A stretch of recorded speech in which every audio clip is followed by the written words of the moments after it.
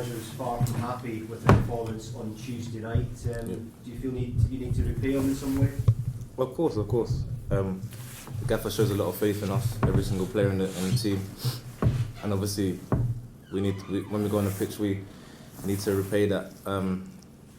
The faith he shows in us every game, and especially in the next game, because obviously it was a very hard loss to take, being 2-1 up and against 10 men.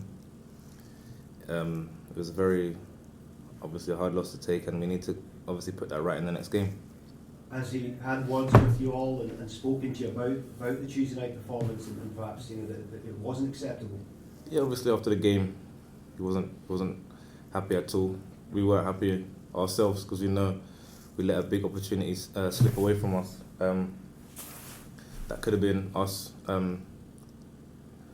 bridging the gap between the lower end of the table and getting closer to the top end. Obviously, we know with the players that we got in our change room, we need to be pushing towards the top end of the table, and all we can do now is put it correct.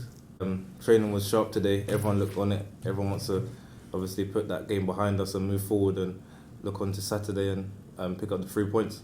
Big game for you because obviously you've got Partick Thistle and they're just a point below you. So if you could win that game, you could extend that to a 4-point gap. Of course. And that's what I said just a moment ago, that if we won that game as well against Killy, then we could have made the gap 7 points if we went on and win on Saturday, and that just bridges the gap between the lower end of the table for ourselves and looking towards the top end of the table, and that's what we kind of need to be doing now on, because obviously there's not a lot of games left and we need to get ourselves as high up the table as possible. You've got a tough series of games before the split, Rory. Does that make it even more important that you really need to start getting points on the board quickly? Of course. We need to get as many points as we can before the split.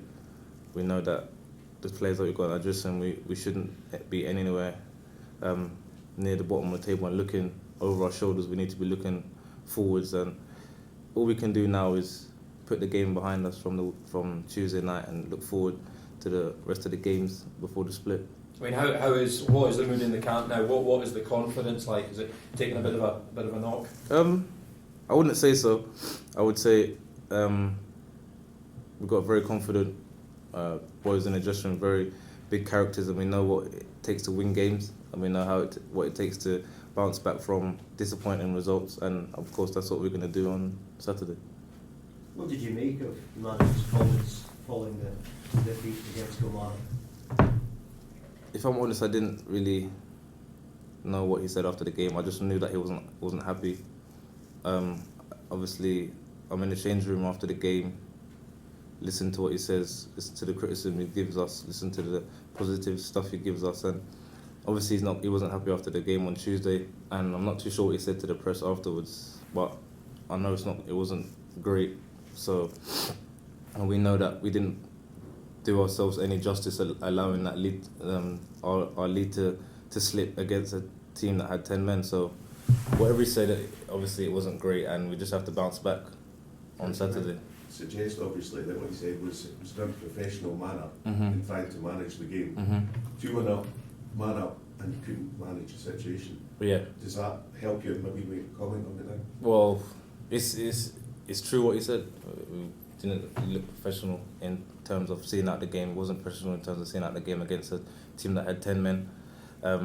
But there's nothing we can do about it now, really. We just have to go into the game on Saturday and put everything right. So what's been happening in training to lift the players and obviously make it positive for Saturday?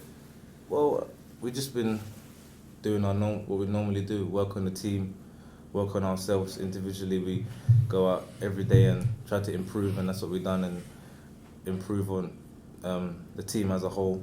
That's what we've done today. So, and obviously worked hard today, going to work hard again tomorrow, and look forward for the game on Saturday. You've had the first opportunity to see Stephen Cocker playing, obviously. Of course, yeah. How did you take that? He's a very good player. Corker's a very, very good player. I played with Corker before, so I know him a little bit personally.